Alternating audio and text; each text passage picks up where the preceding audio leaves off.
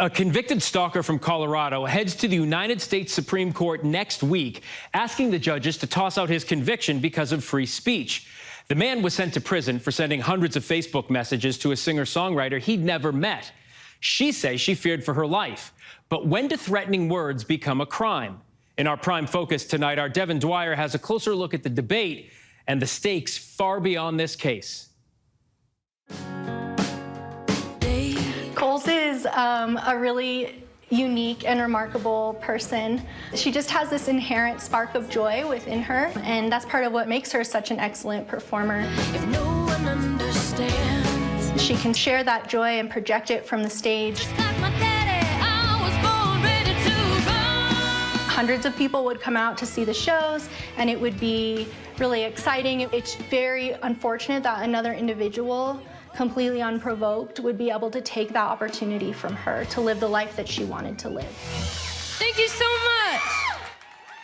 Marita Whalen says her sister, singer-songwriter Coles Whalen, is still coping with a trauma that began more than a decade ago when a stranger began sending Coles messages on social media. We knew the whole time that the situation was uncomfortable, and we might not have said stalking at the time, but it quickly progressed to that. When did you consider it to be actually a threat and that there might be some real danger here? The tone of the messages and the frequency changed, and that's when we were pushed to seek help from law enforcement. The messages, hundreds of them from a man named Billy Ray Counterman, whom Whalen had never met, continued for years. Some sounding familiar. I'm going to the store. Would you like anything?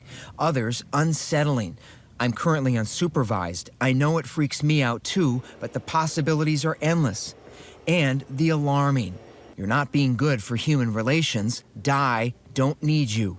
There were messages where Mr. Counterman would reference details about where she had been or the vehicle she was driving, who she was hanging out with. What kind of impact did it have on Coles? It's a little hard to talk about. It had a significant impact on her. So that lightheartedness that she used to always carry, sharing that joy with other people, it really got dampened, and she became much more protective and afraid. Coles Whalen was so afraid, her sister says, she got a permit to carry a gun, hired a bodyguard for some concerts, and eventually stopped performing in public because of her fear.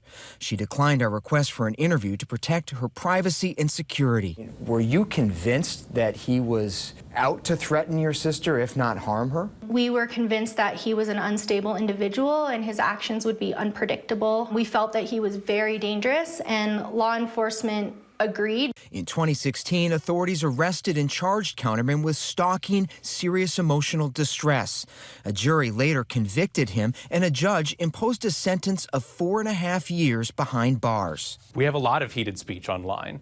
And the First Amendment does not allow the government to make that a crime. Jay Schweikert is an attorney at the Cato Institute, one of several groups, including the ACLU, that say punishing Counterman was wrong. No one's here defending the messages that he was sending as model behavior for how to communicate with the public figure. It's whether it constituted a threat for which he could be put in prison for 4.5 years. The First Amendment protects most speech, but not libel, obscenity, or what the Supreme Court has called true threats. Those can result in prosecution. As the justices take up Counterman's appeal, they're set to clarify when a threat becomes a crime. The question here is whether you have to prove intent before you can put someone in prison for making a true threat. Colorado law says threats become illegal when a reasonable person would suffer serious emotional distress from the communications. State Attorney General Phil Weiser says intent doesn't matter. Under Colorado law, the specific intent of the stalker in this case is not the relevant factor.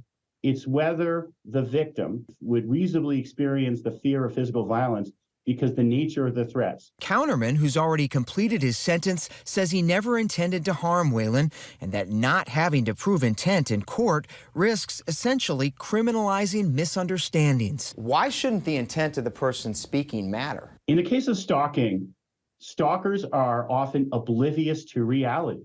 And if you require the state to have to show that they understood that their words were threatening and creating this fear of physical violence, you could actually let a lot of stalkers go. Experts say it's a balancing act for law enforcement in the digital age. How do you respond to critics who say this law could have a real chilling effect on speech? We have not seen a chilling in speech. This case is about establishing a precedent that will govern not just the law of stalking, but cases of domestic violence, threats against schools or houses of worship, and many other contexts. If the Supreme Court upholds this conviction, then a huge swath of online speech is open to potential criminal prosecution. As the High Court now takes up the debate, the Whalen family says they hope the justices don't reopen old wounds. It's terrifying, honestly, to think that we might go back to a place where a victim might feel that they're not going to believe me, that this is truly threatening,